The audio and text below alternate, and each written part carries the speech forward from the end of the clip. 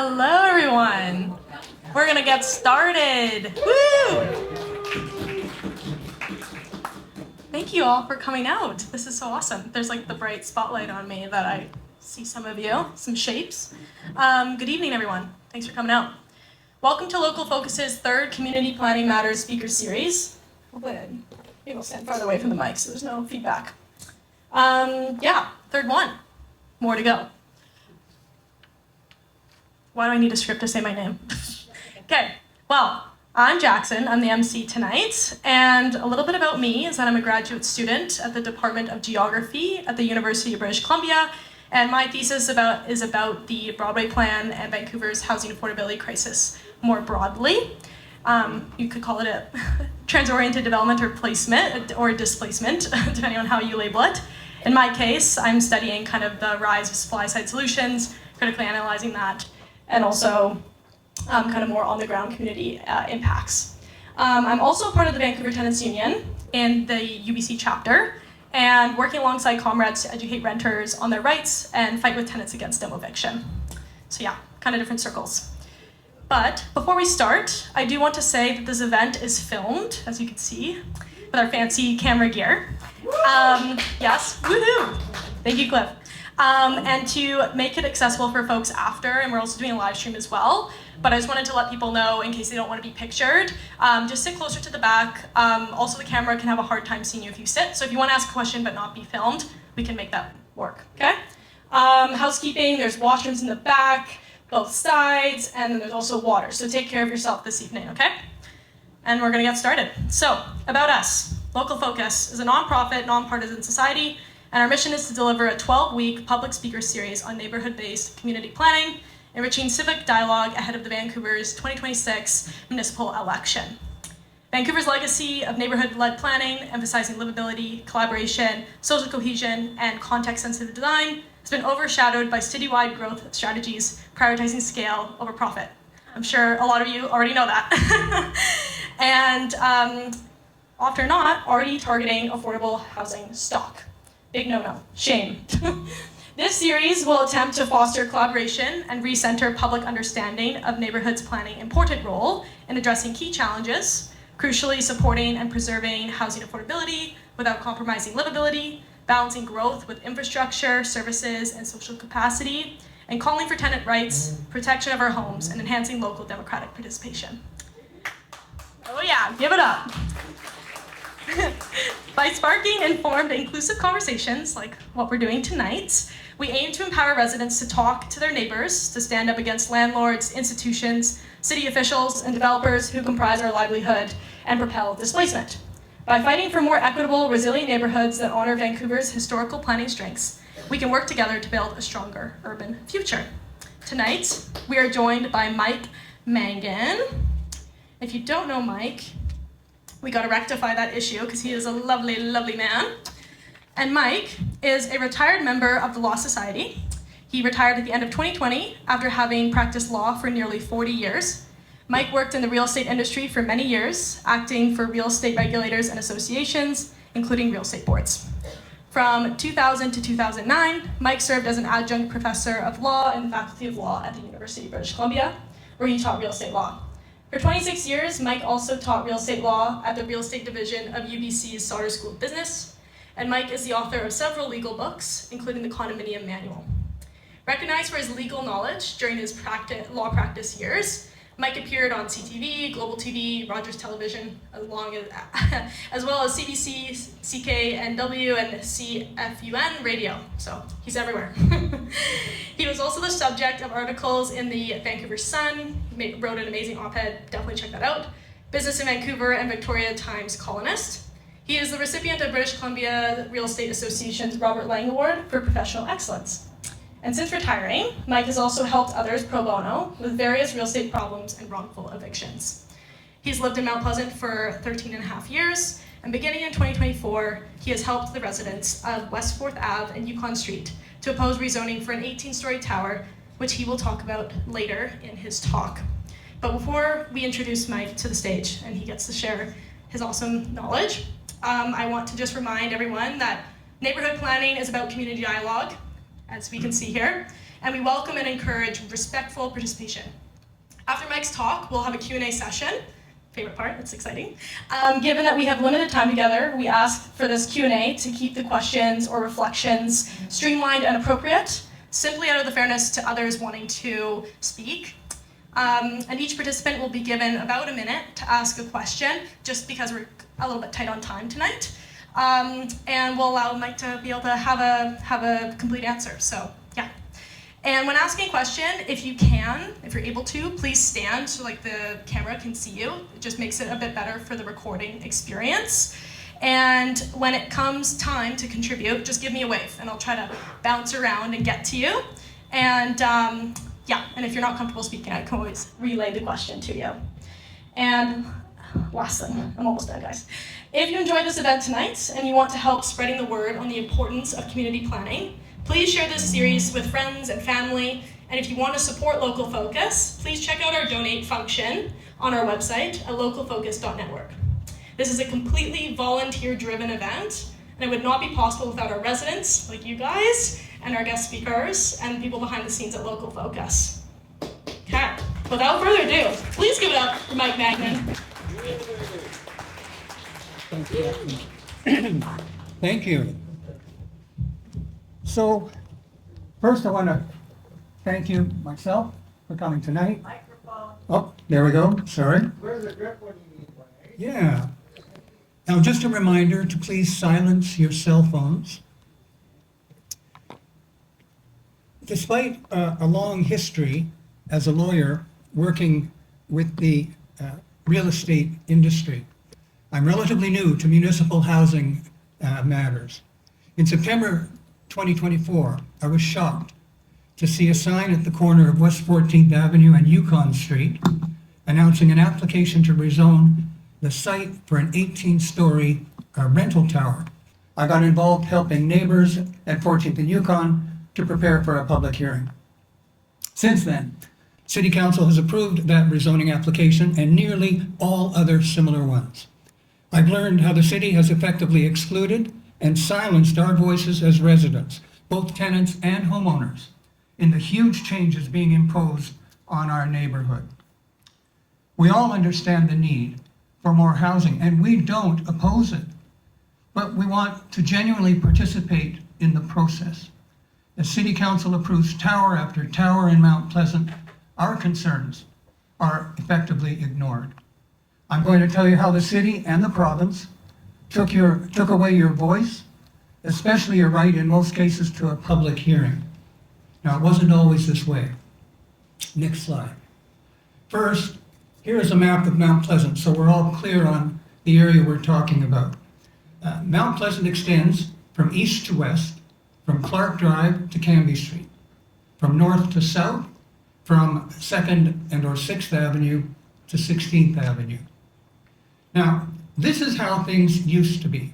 Residents genuinely participated in planning their neighborhood. Starting with the 1970s, the federal government was keen to provide affordable housing. They leased or donated land for co-ops and rental and strata buildings. Likewise, municipalities provided cheap land from their land banks. Since the land cost was low, it was relatively easy to build affordable housing.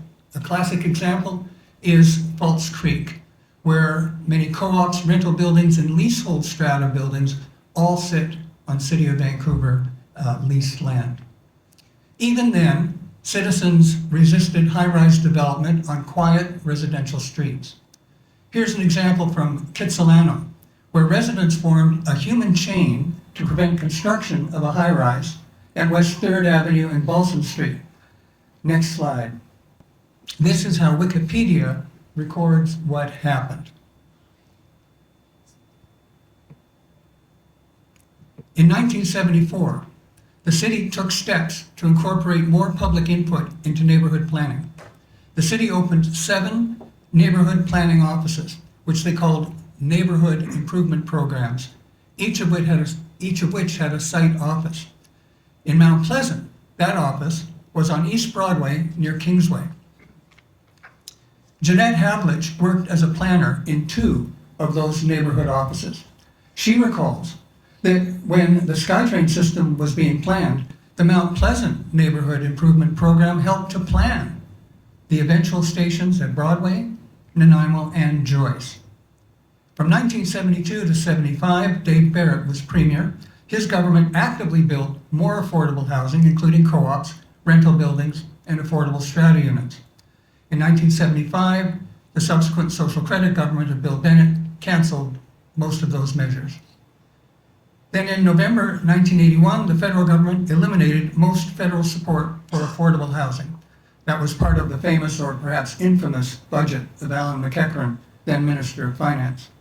But the city continued to genuinely include and respond to the views of residents when planning developments in our community. Fast forward to November 2010. City Council adopted the Mount Pleasant Community Plan. Next slide.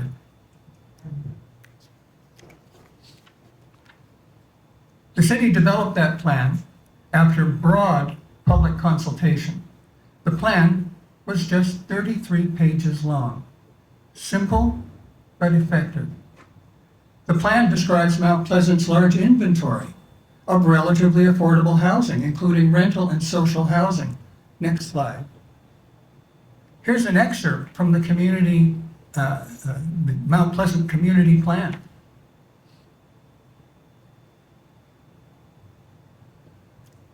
Now, where did all the city staff go? Do you remember how there used to be a publicly available online directory of senior and mid-level city staff with their contact information?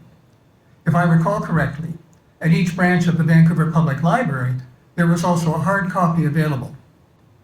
Somewhere between approximately 2008 and 2011, under Vision Vancouver, the city removed the directory from all public view.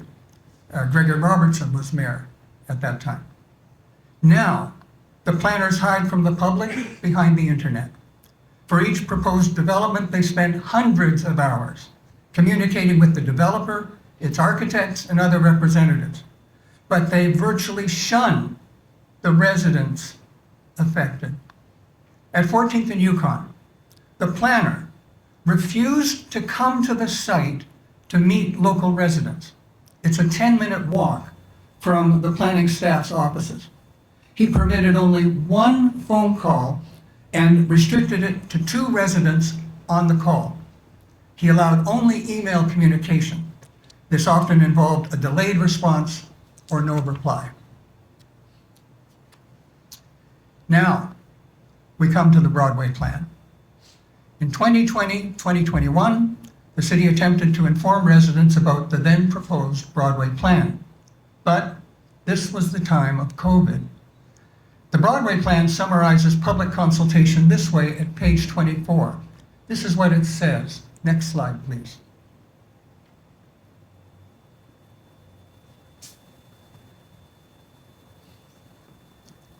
At the time, were you aware of any of these actions? Until I first saw the rezoning application sign at 14th and Yukon, I hadn't heard of the Broadway Plan, nor had most of the residents there. Since then, I've learned that most residents first learn of the Broadway Plan when a rezoning application sign appears outside or near their building. None of the many residents with whom I've spoken had any idea that the Broadway Plan would subject our neighborhood to dozens of massive high-rise towers on our quiet residential streets. In June 2022, City Council adopted the Broadway Plan. Next slide, please. It was not unanimous. I'm sorry? It was not unanimous. You may be correct. Now, next slide, please. The Broadway Plan was 500 pages long, and the series of events that bring us to our sad situation today begin with that date, the Broadway Plan's in-force date. Now, as part of the Broadway Plan, the Mount Pleasant Community Plan was repealed. And this map from the Broadway Plan shows the area of the plan. Next slide, please. So the Broadway Plan extends from east to west, from Clark Drive to Vine Street in Kitsilano, from north to south, from 2nd and or 6th Avenue to 16th Avenue. But at least, under the Broadway Plan alone, we still had public hearings. Next, in June 2024, City Council adopted the Transit-Oriented Areas Designation Bylaw. Next slide. This is often called the TOA bylaw. On June 30th, 2024, the bylaw came into force. For each SkyTrain station and bus exchange, in the bylaw there is a map with a circle drawn around it. For example, here's the map for the Broadway City Hall SkyTrain station. Next slide, please. This is how the bylaw works. For every rapid transit station, every SkyTrain station, whether existing or under construction, within the first 200 meters, towers up to 20 stories are permitted. Within the next 400 meters, up to 12 stories. Within the last 800 meters, up to 8 stories. If it's a bus exchange, then within 200 meters, towers up to 12 stories are allowed. Within the next 400 meters, up to 8 stories. The provincial government compelled the city to adopt the bylaw, but I'm told City Council exceeded what the province required. Plus, City Council can and often does allow extra height if a developer asks. The city gave the public relatively short warning. There was very little public consultation, but at least we still had a public hearing in most cases. On December 12th, 2024, City Council amended the Broadway Plan to, as they described it, turbocharge it. Next slide, please. The relevant council report is 353 pages long. According to City Hall Watch, the amendments relaxed requirements for developers and increased the projected number of towers under the Broadway Plan from 350 to 550. Now here is a City Hall Watch 3D rendering of the consequences of turbocharging the Broadway Plan. Next slide, please.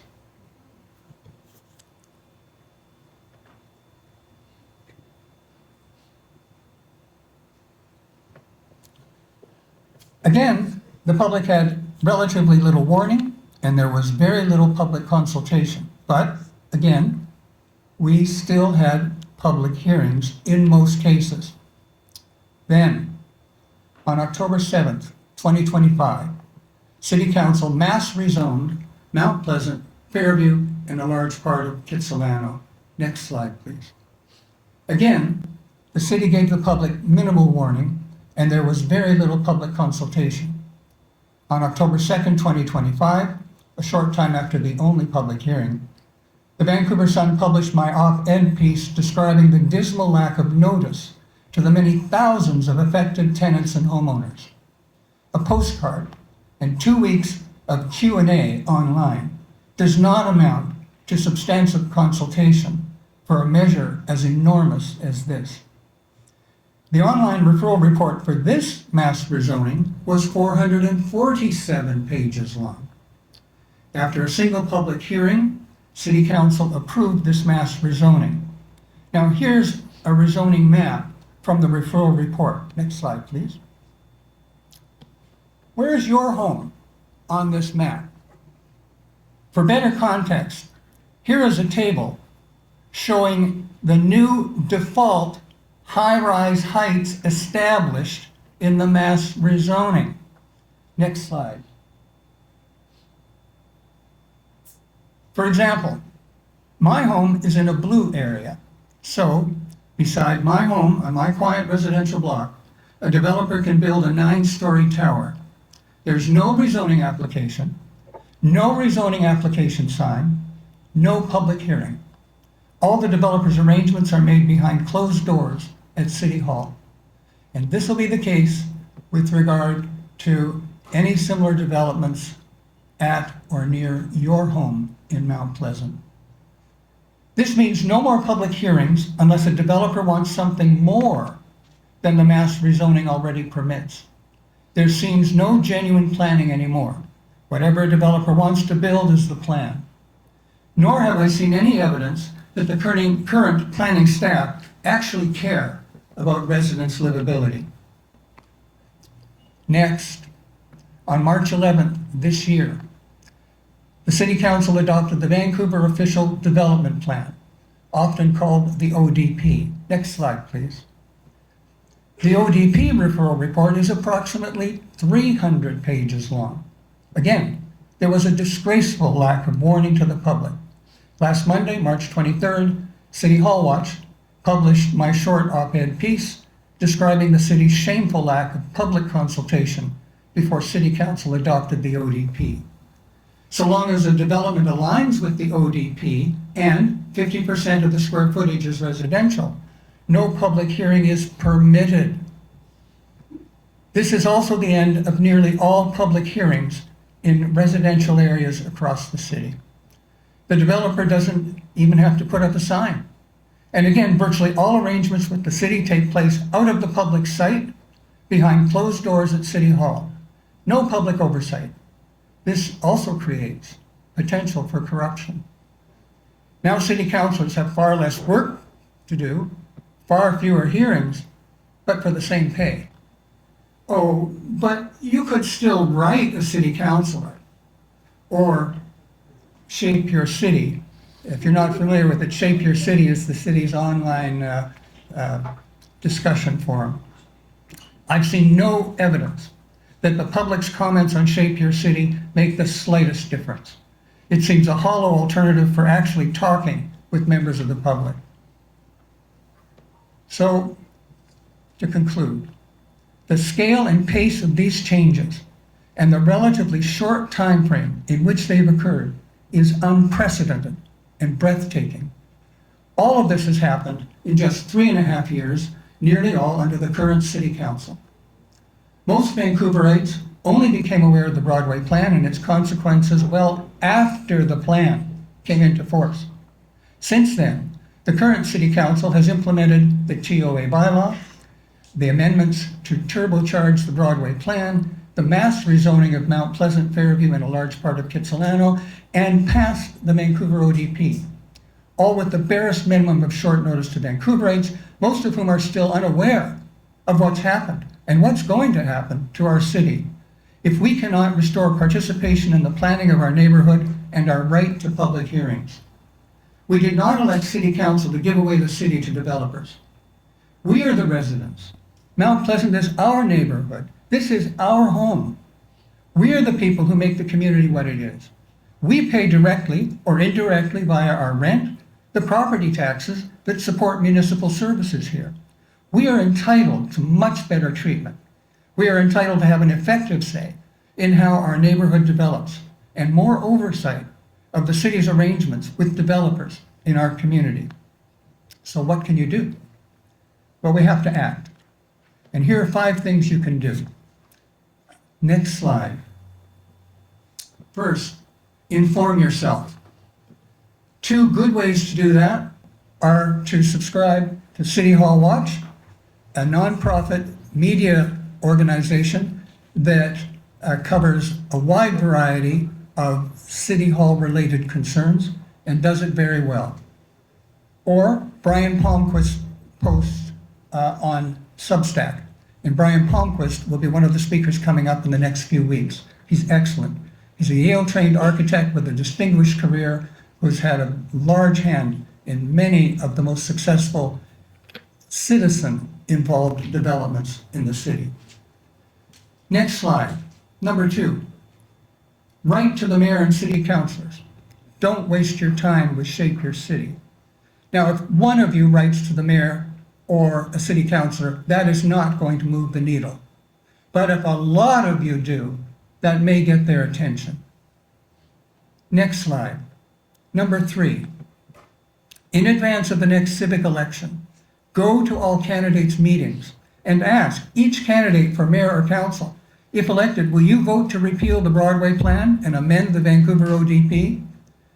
And ask each candidate for Parks Board, if elected, Will you prioritize new parks, community centers, and pools? The city is currently pushing thousands more housing units into massive towers in Mount Pleasant, but without providing more parks, community centers, or pools. There is a municipal election on October 17th this year for mayor and council and the Vancouver Board of Parks and Recreation. Next slide. On voting day, Saturday, October 17th, vote. This is the last bit of voice you have left, the last bit. Put this date in your calendar tonight. Vote for candidates willing to repeal the Broadway Plan and amend the Vancouver ODP. Next slide. Go to all candidates' meetings and vote provincially. In advance of the next provincial election, go to all candidates' meetings and ask them, if elected, will you vote to repeal provincial housing legislation, making mandatory, firstly, the city's transit-oriented areas designation bylaw, and secondly, the prohibition of public hearings when a development aligns with Vancouver's ODP and the project's square footage is at least 50% residential. And on voting day, vote. Now, last one or two items. Next slide, please. If any other group would like this presentation, please email Local Focus Civic Network, and their address is there. I want to also remind you that the next lecture in this 12-part series will be that of Dr. David Lay, and his lecture will be on the future of Kerrisdale on Wednesday, April 8th at Pacific Spirit United Church.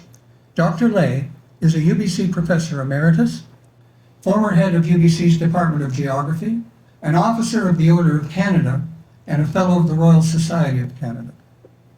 Last slide. Local Focus is a nonprofit society. If you found this presentation helpful, please consider leaving a donation in the donation box over on the table if you have any cash that you carry, or online to help us cover the rent for the Anza Club tonight. And I want to thank you very much for your kind attention.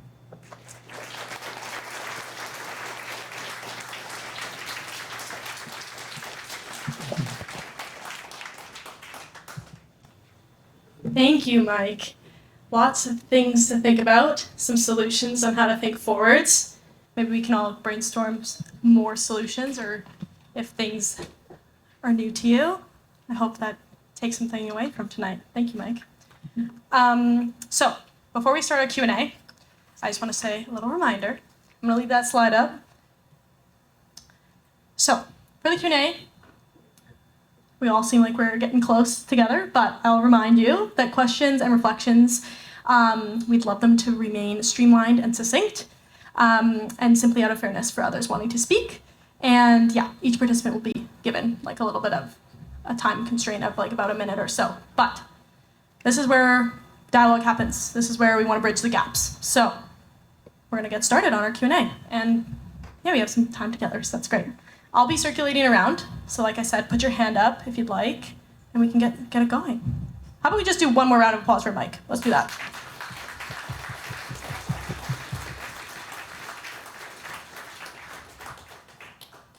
Who wants to go first? Oh, we got a hand in the back. Okay, I'll make my way over. Maybe I'll get to my step goal today.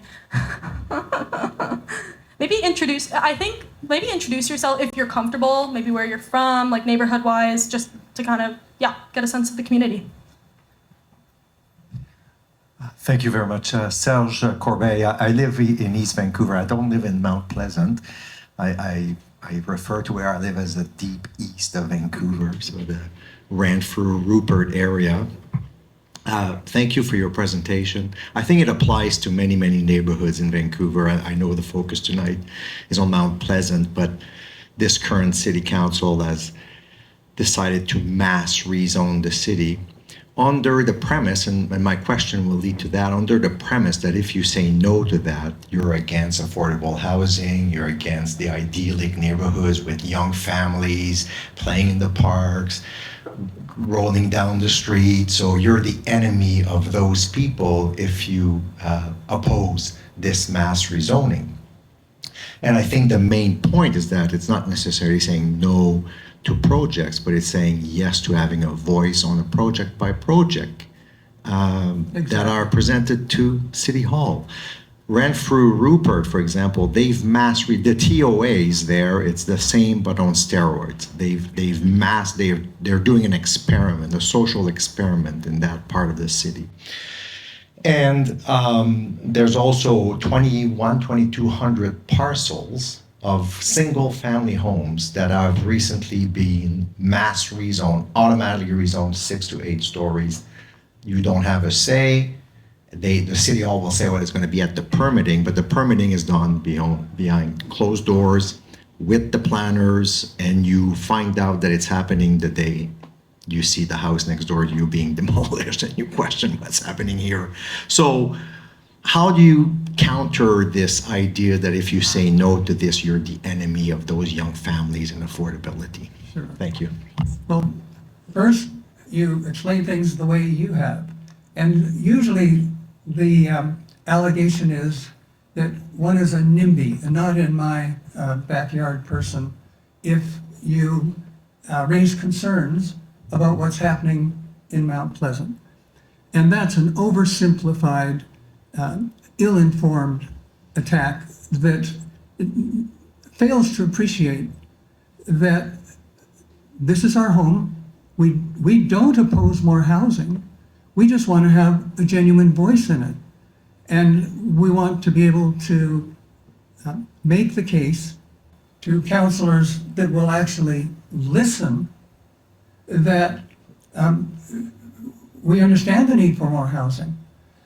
In the case of 14th and Yukon, most of the residents who opposed the rezoning application spoke about their happiness for more housing, but on quieter streets, at a scale and in a character consistent with the neighborhood. 4 stories, maybe 6, not 18. Thank you for your comments. I agree with your explanation. Now, who's next, please? We got a little lineup here. We got 1, 2, 3, boom.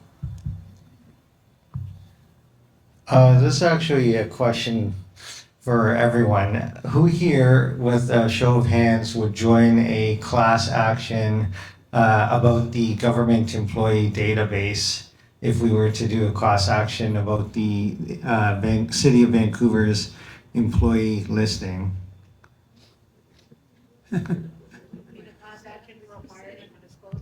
Yeah. You might try a freedom of information request and see how. No, they're not. They're not doing it. Yeah. Okay. Yeah, I understand your concern. Class actions are very expensive. We're talking hundreds of. You heard it from the thousands of lawyer. dollars. Who's next? We got a question over here.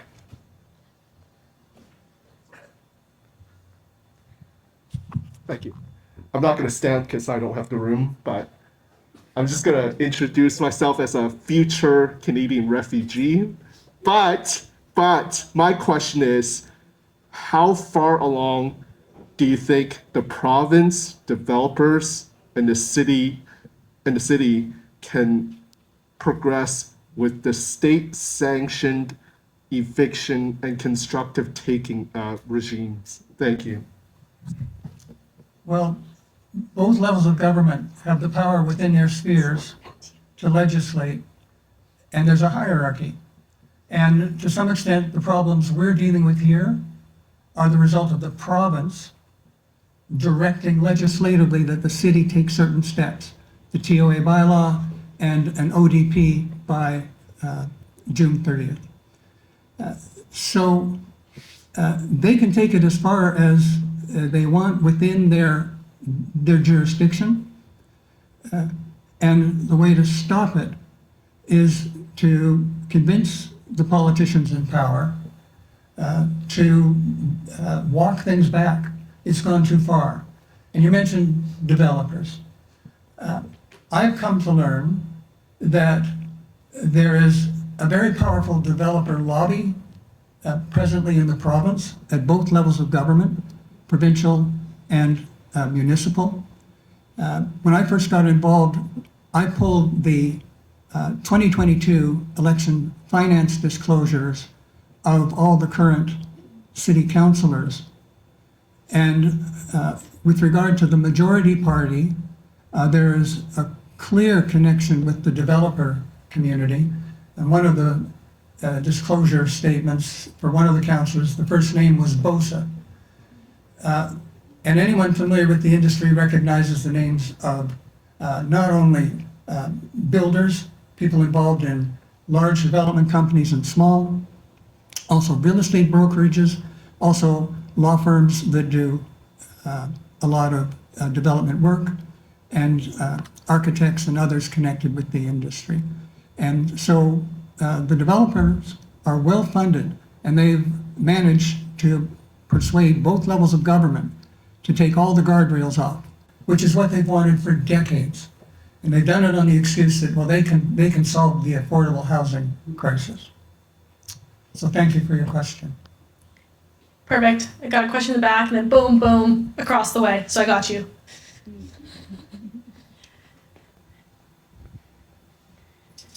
Take it away. Thank you. My name is Michael Stephen. I live in West Point Grey. I'm a member of the Jericho Coalition, which is also having similar issues with proposed 49-story towers that would block views from Trimble Park and block the night sky at Jericho Park and also shade Jericho Park. And my question for Mike is, you mentioned developers advocating for themselves and their interests, but why in essence do you think that this is happening? Why in essence are residents being ignored? Because this happened with the Jericho lands. The public input seems to have been ignored. Is it, I've heard Colleen Hardwick say, she was a city councilor, that it's because the city is desperate for the developers' funds in their budget, and this is essentially their major way of fundraising. And also, is there another jurisdiction that's faced a similar problem and solved this? Well, Thank you. To address your last comment first, I'm told, but I have not myself been able to verify it, that the city's current head planner, Mr. Josh White, formerly held that or a similar role in Calgary, where they rolled out similar measures. The residents of Calgary, I'm told, pushed back hard. At the next election, they effectively kicked out the then prevailing party, and Mr. White has since moved to Vancouver, where he's, I think, carrying out a similar agenda, but he's doing it at the direction of City Council. And you ask, why are they doing it? I don't know, but my impression is it's an attitude, and it's done for political expediency. It used to be that the city would contribute to housing solutions by contributing land from its land base, which would provide low-cost land for leasehold developments, co-ops, rental, strata, or even fee simple strata, which would be less expensive because the land was less expensive, donated or provided at very low cost by the city. Now, the city is under financial pressure, and I agree with you. They are addicted to the development fees, and they don't want to undertake themselves the funding for affordable housing of the sort that was provided back in the 70s, 80s, even early 90s. So their solution is to hand it off to the developers and let the private enterprise community provide the housing that they think will be politically expedient to require. And the attitude there is top down. We know better. We're dictating what you're going to get.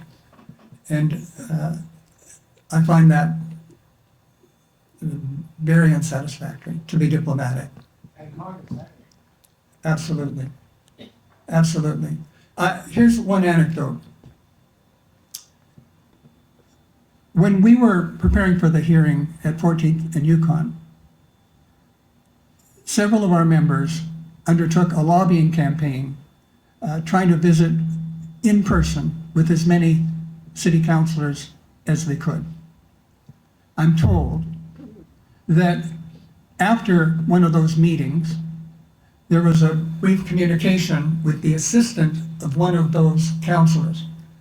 And I'm told, but I haven't been able to verify it with the speaker, but I'm told that the assistant said to the resident at 14th and Yukon, "I'm sorry you have a problem with change." How pompous, how arrogant.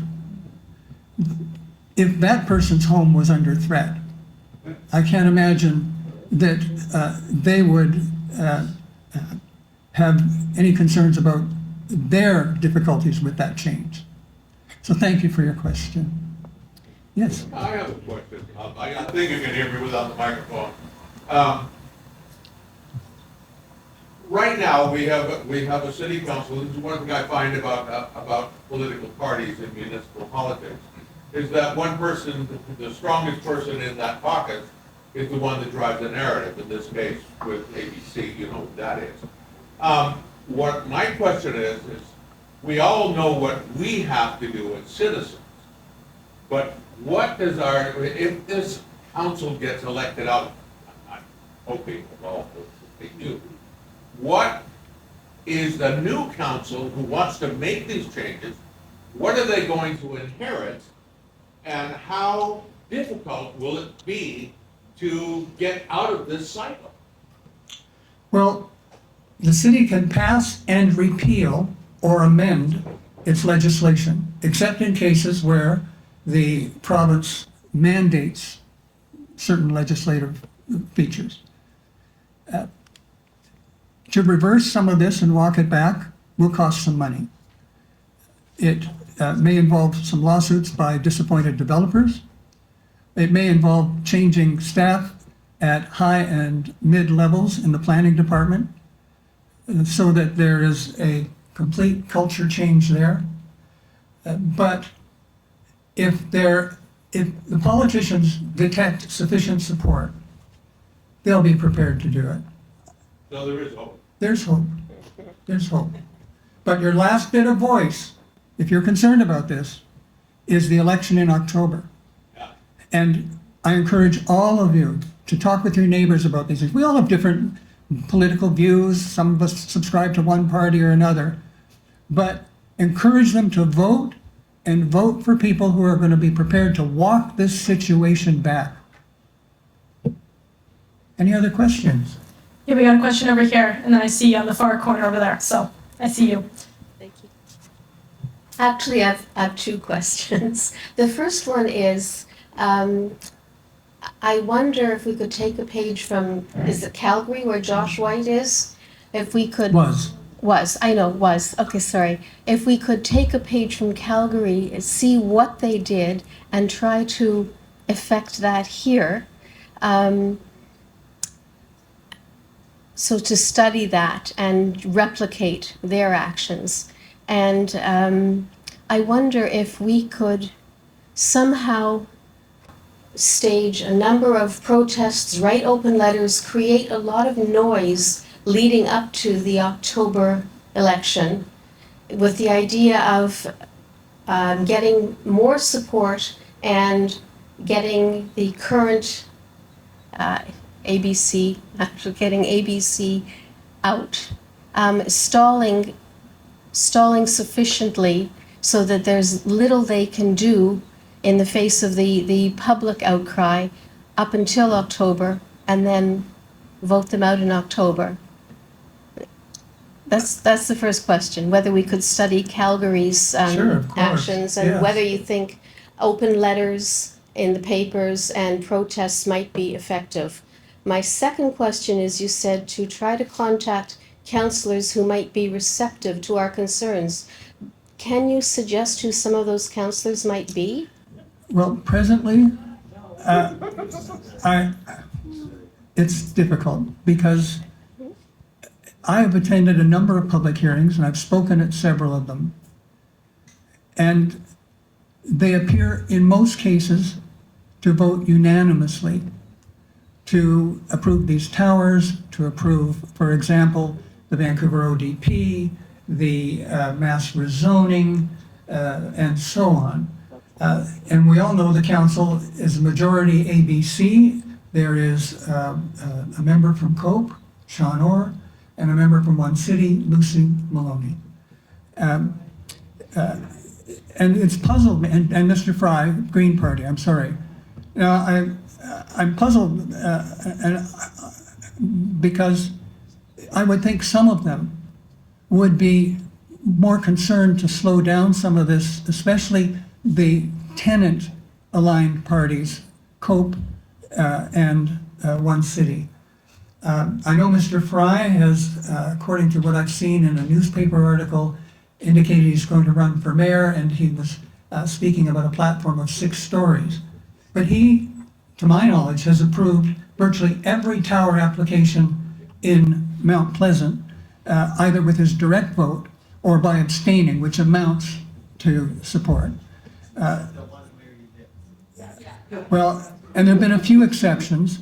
The only, one of the, I think, 2 exceptions that I'm aware of was an application for a tower adjacent to Colonel Matthews Park, which is a lovely little park on Manitoba Street between West 10th and 11th. And there's a little playground there, and there are toys left outside for kids. And it's a favorite spot for young families in the neighborhood. Council turned down that tower application because it would have put the park in shade for all daylight hours. And that's one of the rare exceptions, but they've approved virtually every one of the rest of the tower applications in Mount Pleasant. We were some of the speakers at that. Ah, We lived there. yeah. Well, congratulations. It's a hard fight. He's already answered my question. It's a hard fight. We spent hours meeting and helping 14th and Yukon folks organize their presentations. They needed to be evidence-based, not just, well, it's not in character with the neighborhood, it's out of scale. Our people research things like school capacity, park capacity, the impact of thousands of, or even just hundreds of housing units in that location on nearby community centers and pools and so on. And some spoke very eloquently about the impact of this development on some of the iconic trees on West 14th Avenue in that block. Now, you never know what's going to stick. In this case, we managed to get a concession, though council approved the rezoning application, they imposed some extra conditions with regard to the trees. And among those conditions, they prohibited any access to the construction site from West 14th Avenue. No construction trucks, no smaller vehicles, no construction vehicles that are going to have to come in around from Yukon. And the hope is that will make the project a little more expensive, perhaps a little more difficult, and may perhaps discourage some developers from taking it on. But you never know what's going to stick at those hearings, so you guys did very well. Anybody else? Yeah. Just over here, Mike. Oh. Just we're gonna have a question in the back Sorry. right here. All good. Thanks, Mike. I really loved your presentation. My name's Michaela, so I'm like your female version, maybe a little younger. So the construction lobbyists are so powerful. I sort of akin their marketing jargon to trickle-down economics in the United States that worked for years and years and years to convince people to vote against their best interests. And looking at the council, we have obviously the ABC party, but then we also have COPE and One City and Green, who would think would be for more green space, for more not destroying affordable housing. I think the biggest thing that drives me crazy right now is people saying we have a housing crisis when we have empty new builds across this city, block after block after block. We do not have a housing crisis, we have an affordability crisis.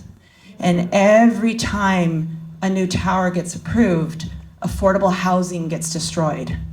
I'm lucky enough, I'm third generation Vancouverite. I was born in St. Paul's. My mom was born in St. Paul's. I grew up near Main and 28th. My parents never had a lot of money growing up. We didn't have a lot of money, but we owned our home. I am a homeowner here. I have friends who rent. I have a lot of friends who rent, families, single parents, and they all live in older apartments and older single detached homes. So my question to you is like, you know, I care so deeply on this issue, and I've gone to meetings with team and with various parties, and I hear people regurgitating essentially marketing collateral from these developers, just sort of attuned to their needs. How can we organize as citizens that understand how important this is and get through that? In my opinion, these multiplexes, all of it is actually destroying affordability. Selling for $2 million, putting a multiplex on a single detached home that could have sold for $1 million. Sure. Well, a couple of things come to mind. We need a change in culture at City Hall, on City Council, and in the Planning Department.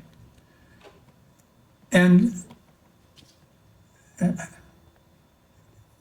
I think it would be wonderful if we had one dynamic figure, one person who was able to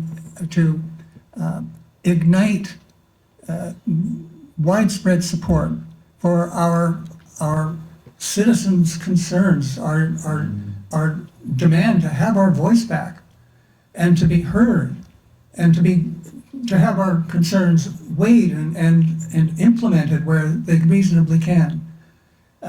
If we had that one person who could assemble people at rallies at City Hall, media attention, that I think is the only way, apart from lots of money, to compete in the civic election coming up. And I keep hoping that character is going to arise somewhere. So thank you, Michaela. Okay. I see some people on that side. Might I add too, with the affordable housing getting demolished, comes with very ambiguous tenant relocation protection policies as well, which I think we don't have time to unpack, but something for everyone to have homework to explore those more as well. And on Jackson's comment, one of the things I've seen at public hearings, one of the big values of a public hearing is that tenants can come and speak. And I've heard tenants speak very eloquently about their difficulties in being evicted for a new tower and the problems with the tenant relocation and protection policy. The policy sounds great, but there are not, in my view, a lot of teeth to it. And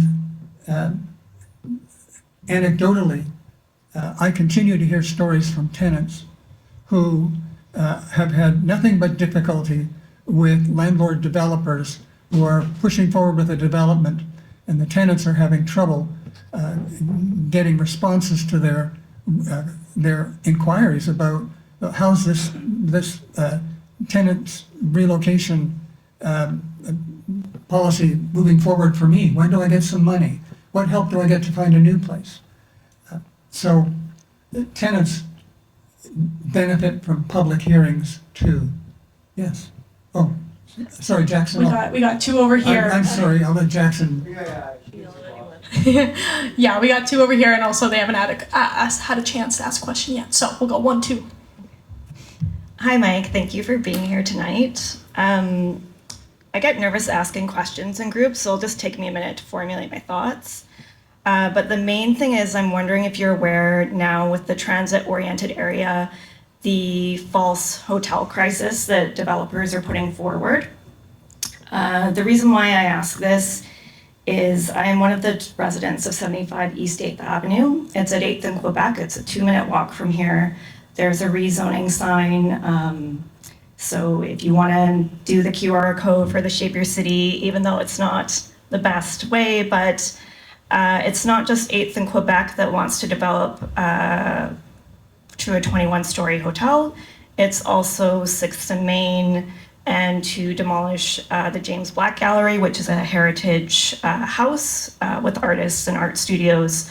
And there are also 2 more hotels that are for potential development on Main Street. What has come up is the tenant relocation protection policy, which I'm starting to learn that even progressive city councillors for one city in Cope will be like, oh, you'll be fine with the tenant relocation protection policy, which we're finding that it's policy, not the actual bylaw with the city, so it can't be enforced. So just speaking to that, also the people who own currently 75 East 8th is Nicola Wealth, but we can never actually find out the owner of the land because it's basically a shell company, like it's not traceable. So there's these things that are coming up, and just wondering if you can speak to that, and especially the hotel, this brand new sudden hotel crisis. There seems to be a loophole in the transit-oriented area. It's very difficult on the city with the new hotel revised policy that was, I believe, revised in November 2025. Yeah, I'm sorry, I'm not at all informed about the hotel crisis that you described. And it's so unfortunate because now, as long as those applications align with the ODP, and they're considered 50% residential, I don't know if how that's going to be interpreted, but assuming it is, you won't have any public hearing. I agree that the tenant relocation and protection policy needs to be fixed. There needs to be some teeth to it.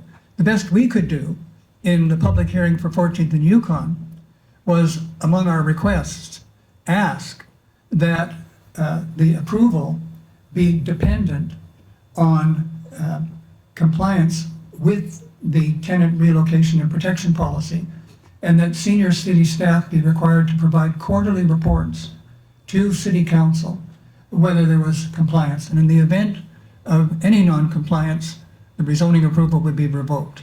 We asked for that condition, but City Council did not add that when they approved it. Okay, we are coming close to time.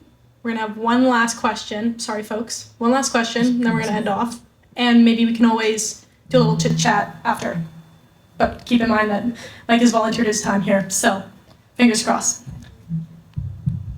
Thank you very much. My name is Sylvia, and I do live in the neighborhood. And I went to all the community meetings for the Independent, which is on Kingsway and Broadway, one of the first really tall buildings. And I remember the development was supposed to have affordable housing, and they even talked about artist spaces. None of that came to pass. From everyone I talked to that came and attended the meetings, are all against this development.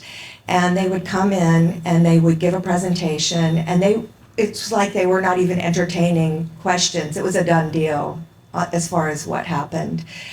So my question is, what is considered affordable housing, and are developers who use that as an entree into getting the development then held to actual development of affordable housing? But again, what is the definition that they're using for that? And also, just one more quick question. You had talked about parks. The development that has Steamworks in it, that little paved part they called a micro park, which is ridiculous. So that's another thing, is I feel like they're just putting a lot of window dressing on these developments. But anyway, thank you for your comments. I'm sorry, a definition of affordable housing isn't within my expertise. I might have an answer for that. CMHC, they often base it off like that kind of more federal kind of legislation, I guess, but it's defined as like 30% of your income. Yeah. But are they actually using that to do the development? And then they're doing like a below market. They're using like market metrics. We can chat more about it after, but it's they use like multi-layers of certain metrics to kind of define what affordable housing is, what's below market. Because they're all using that term, and yet none of it seems affordable. Yeah, and affordability also can be challenged too. Affordability for whom, right? Good question. Yellow letters. I think, can we wrap up? Yeah, so we're going to finish off. Do you have anything else to say, Mike? No, just thank you for being here tonight. I so appreciate you listening to my concerns, and I hope for all of us that we can slow this train wreck down. Let's hear it up for Mike.